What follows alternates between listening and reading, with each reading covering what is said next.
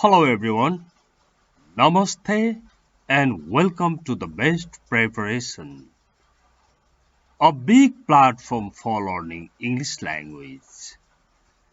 Okay, now let's start today's topic. हामी प्रोनाउन्सहरू पढ्ने क्रममा पर्सनल प्रोनाउन्स पढ्दा पढ्दै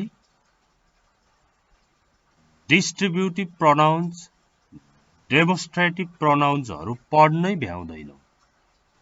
त्यसकारण आज मैले डिस्ट्रिब्युटिभ प्रोनाउन्स र डेमोन्स्ट्रेटिभ प्रोनाउन्सहरूको कुरा गर्न लाग्दैछु।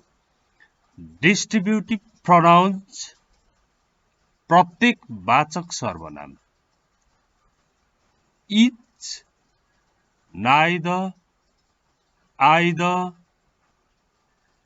are examples. अब यहाँ हेर्नुहोस्, त्यो भवनमा दुईवटा लिफ्ट छन् तर कुनैले पनि काम गरिरहेको छैन। The building has two lifts but neither is working. हेर्नु त सजिलो हुन्छ जाने भने। The building has two lifts but neither is working. त्यो भवनमा दुईवटा लिफ्ट छन् तर कुनैले पनि काम गरिरहेको छैन। Neither is working. Okay? Let's see more examples. Here. उसँग दुईवटा कारहरू छन् तर तिनीहरू दुवै राम्रो अवस्थामा छैनन्। He has two cars but neither of them is in good condition. हेर्नु त neither, either यहाँ के भनेको छ नि is, neither, either भनेको छ। यिनीहरूको लाई सिंगुलर मानिन्छ र is प्रयोग गरिन्छ, was प्रयोग गरिन्छ, has प्रयोग गरिन्छ। उसँग दुईवटा कारहरू छन् तर तिनीहरू दुवै राम्रो अवस्थामा छैनन्। He has two cars but neither of them is in good condition.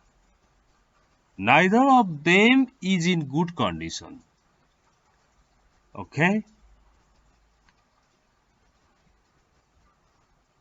मसँग दुईवटा पुराना बाइसाइकलहरू छन् त्यसकारण म ती दुईवटै चलाउँदिन। हेर्नु त I have two old bicycles so I don't ride either of them. I have two old bicycles so I don't ride either of them. दुईटै चलाउँदिन। I don't ride either of them. Okay? Next example. प्रत्येक पाहुनाले उडान ticket लिए त? Did each guest book the flight tickets? Did each guest book the flight tickets? प्रत्येक पाहुनाले उडान ticket लिए त? अथवा सबै पाहुनाले उडान ticket लिए त भन्दा पनि यसै गरी भनिन्छ। Did each guest book the flight tickets? Each guest. Okay? अब एउटा यसको हेरौं त्यसपछि डेमोन्स्ट्रेटिभमा हामी शिफ्ट हुन्छौं। ओके प्रत्येक पाहुनाले खाना मन पराए।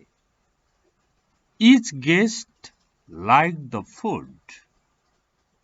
Each guest liked the food. प्रत्येक यात्रीहरूलाई अनुमति दिएको छ। Each of the travelers is given permission. Each of the travelers is given permission.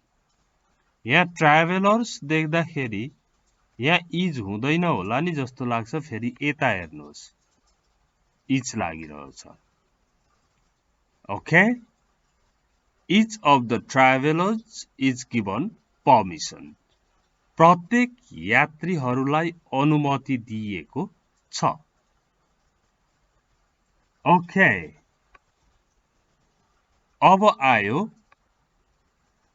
demonstrative pronouns. Demonstrative pronouns मा ओके र हजुरले यो च्यानल सब्स्क्राइब गर्नुभएको छैन भने सब्स्क्राइब बटनमा क्लिक गर्नुहोला र नोटिफिकेसन बटनमा पनि क्लिक गर्नुहोला। शेयर, कमेन्ट र लाइक गर्न पनि नभुल्नुहोला। अब हेर्नुहोस्, डेमोन्स्ट्रेटिभ प्रोनाउन्स भनेको निश्चयवाचक सर्वनाम। दिस एउटासँग यो हुन्छ दिस, तर ई भन्नु पर्यो धेरैवटालाई भने दिज, द्याट त्यो, दोज ती। दिस चाहिँ नजिकैको वस्तुलाई देखाएर भनिन्छ। नजिकै धेरैवटा वस्तु छन् भने दिज भनेर भनिन्छ। टाढाकोलाई द्याट भनिन्छ र धेरैवटा छन् टाढा भने दोज भनिन्छ। ओके, अब यहाँ हेर्नुहोस्, यो मेरो झोला हो तर तपाईको कहाँ छ? This is my bag, but where is yours? Where is yours? Yours. यहाँ yours को एकदमै नाइस प्रयोग गरिएको छ, हेर्नुहोस्। This is my bag, but where is yours? Where is yours? अनि हजुरको चाहिँ कता छ नि भन्दा कि त यो एस हटाएर ब्याग बनाउनु पर्यो। योर्स भनेको तपाईको हुन्छ, तर ब्याग हुँदैन यसपछि। ब्याग ल्याउने हो भने यसलाई हटाउनु पर्छ। के काम गर्दो रहेछ यसले? नाउनलाई रिप्लेस गर्दो रहेछ। त्यही भएर यो पनि एउटा डेमोन्स्ट्रेटिभ प्रोनाउन्स हुन यो पनि प्रोनाउन्स हो, तर डेमोन्स्ट्रेटिभ चाहिँ होइन है। डेमोन्स्ट्रेटिभ चाहिँ यिनीहरू हुन्। अब यहाँ हेर्नुहोस्, त्यो पहिलो घर उसको हो र त्यो दोस्रो घर मेरो हो। That first one is his house and the second one is mine. Okay, यो mine, yours, ours, hers, theirs जान्नु भएको छैन भने त्यो पनि पढ्नु पर्छ। त्यो मलाई लिंक माग्नु होला। That first one is his house and the second one is mine. Okay?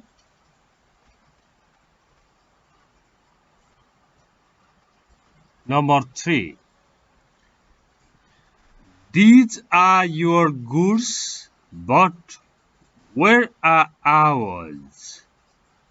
यी तिम्रा सामानहरू हुन्, तर हाम्रा चाहिँ कहाँ छन् नि? हाम्रा सामानहरूलाई यहाँ गुड्स भनिरहनै पर्दैन, आवर्सले नै काम गर्छ है। These are your goods, but where are ours? तर हाम्रा सामानहरू कता छन् भन्ने अर्थ लाग्छ। तिनीहरू हाम्रो काम मन पराउँछन्, तर हामी तिनीहरूको काम मन पराउँदैनौँ। हेर्नुहोस् है। They like our job, but we don't like theirs. हेर्नुहोस् त। They like our job, but we don't like theirs. तर हामी तिनीहरूको मन पराउँदैनौँ। Theirs. यो डेमोन्स्ट्रेटिभ को माथि नै सिद्धियो, यो एक्स्ट्रा एक्जाम्पल हो है। अब यहाँ आयो डेमोन्स्ट्रेटिभ। This is my raincoat, but where is Hodge? This is my raincoat, but where is Hodge? यो मेरो रेनकोट हो तर उनको रेनकोट कहाँ छ? This is my raincoat, but where is Hodge? तर उनको चाहिँ कहाँ छ नि? Hodge. Okay, Hodge. यो very short lesson हो. That's the end of the short lesson. Please don't forget to subscribe this channel if you are new. And I hope you will share this video to your friends.